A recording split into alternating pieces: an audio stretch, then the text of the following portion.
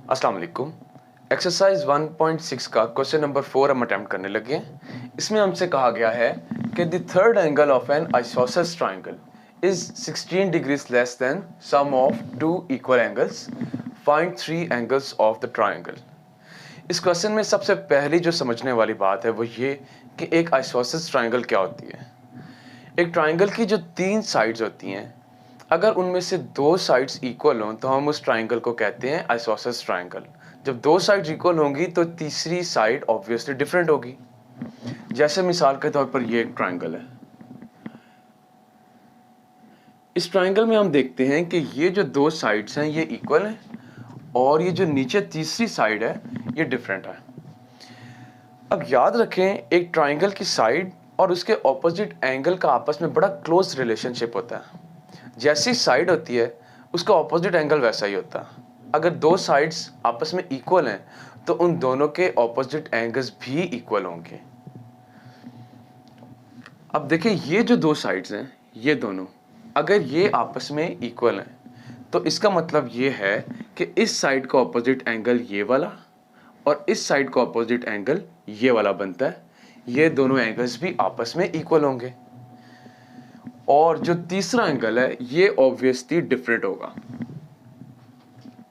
ये एक main picture है आइसोसेलेस ट्राइंगल की। अब हम इसको नाम दे देते हैं। जो इसके इक्वल एंगल्स हैं उन दोनों को हम सपोज कर देते हैं कि वो x हैं और जो थर्ड एंगल है उसको हम कह देते हैं कि वो y है। Let the two equal angles is equal to x। दोनों x और x हैं।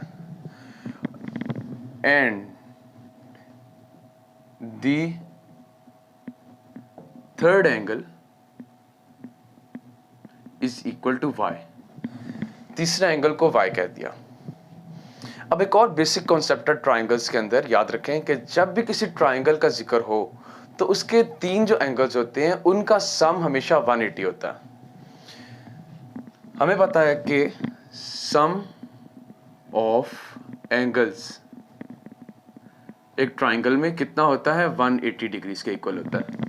और इसके तीन एंगल्स कौन कौन से हैं, एक x, दूसरा भी x और तीसरा y।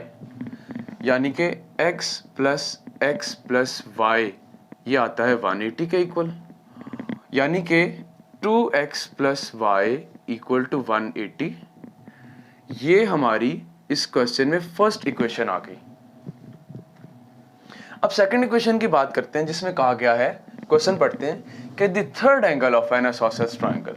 थर्ड एंगल कौन सा है, y। हमें कहा गया कि the third angle of an isosceles triangle is 16 degrees less than sum of two equal angles. जो थर्ड एंगल है वो इक्वल है किसके, 16 degrees less than sum of two equal angles. दोबारा सुने कि द थर्ड एंगल यानी कि y, यहां पे लिख देता हूं also, y is 16 degrees less then. ये जो 16 डिग्रीज लेस लिखा हुआ है इसका मतलब यह है कि 16 को माइनस करना है किस में से, less than the sum of two equal angles. वो दो टू इक्वल एंगल्स कौन से हैं, x और x, तो उनका सम क्या आएगा, 2x। अब एक बार दोबारा उसके लिहाज से इस इक्वेशन को देखते हैं कि the third angle of isosceles triangle is 16 degrees less than sum of two equal angles. ये हमारी इस क्वेश्चन में सेकंड इक्वेशन बन रही है।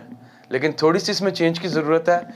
ये जो वेरिएबल वाली टर्म है इसको उठा के इक्वेशन की लेफ्ट साइड पे लेके आएंगे तो ये 2x इधर आके -2x हो जाएगा। -2x plus y is equal to -16। ये हमारी इस क्वेश्चन में आ गई सेकंड इक्वेशन। इन क्वेश्चंस में सबसे मेन जो करने वाला काम है वो यही है कि आपने इक्वेशन बेसिकली बनानी है। इक्वेशन अगर बना ली तो उसके बाद आपको जौन सा मेथड आपसे पेपर में कहा गया होगा आपने उस मेथड से इस क्वेश्चन को सॉल्व करना है। अगर क्रैमर रूल से कहा हुआ है तो क्रैमर रूल से करेंगे, अगर इन्वर्स मेथड से कहा है तो इन्वर्स मेथड ही अडॉप्ट करना है। और अगर कोई मेथड स्पेसिफाई नहीं किया हुआ, जस्ट ये कहा हुआ है कि solve with the help of matrices, तो फिर दोनों में से जौन सा मेथड आपको आसान लगता है आप वो अडॉप्ट कर सकते हैं। अब इसके बाद मैं आपको इसके दोनों मेथड्स यहाँ बोर्ड पे बताता हूँ कि कैसे होंगे। जब हम इस क्वेश्चन को इन्वर्स मेथड से करेंगे तो सबसे पहले तो ये दो इक्वेशंस हमने जो अभी फाइंड की वो लिख दी। इसके बाद जो नेक्स्ट स्टेप है वो इन इक्वेशंस को मैट्रिसेस के फॉर्म में लिख दिया, जिनमें से जो फर्स्ट मैट्रिक्स है वो इन चारों जो वेरिएबल्स हैं इनके कोफिशिएंट्स को मिला के लिख दिया। यहाँ पे एक्स और वाई और ये राइट साइड पे जो दो एलिमेंट्स हैं उनका मैट्रिक्स बना दिया। इसका नाम ए, इसका नाम एक्स और इसका नाम बी रखा। A X is equal to B. अब x के साथ जो a मल्टीप्लाई हो रहा है दूसरी तरफ उसका मल्टीप्लिकेटिव इन्वर्स जाके मल्टीप्लाई होगा, तो x इक्वल आ जाएगा a इन्वर्स इंटू बी के। अब इन्वर्स मेथड में चूंकि a का इन्वर्स फाइंड करना है तो इन्वर्स के लिए जो सबसे पहला काम होता है वो हमने उस मैट्रिक्स का डिटर्मिनेंट निकालना होता है। तो हम सबसे पहले a का डिटर्मिनेंट फाइंड करते हैं। a का डिटर्मिनेंट 4 आ गया, और जो नेक्स्ट चीज़ है वो एडजॉइंट हमने निकालना होता है। ए का एडजॉइंट हमने ये निकाला जिसमें हमने इन दो नंबर्स की जगह चेंज की और इन दो के साइंस चेंज किए, और ये एडजॉइंट ऑफ ए आ गया, जिससे हमारे पास ए इन्वर्स आया एडजॉइंट ऑफ ए और ओवर ए का डिटर्मिनेंट, और ये एडजॉइंट ऑफ ए और ए का डिटर्मिनेंट की वैल्यू यहाँ लिख दी हमने। अब ये जो इक्वेशन थी x is equal to A inverse into B, अब ये इक्वेशन इस्तेमाल होगी, इसके अंदर a इन्वर्स की जो वैल्यू हमने निकाली है वो भी डालेंगे और b की वैल्यू भी डालेंगे जो कि यहाँ पे मौजूद है।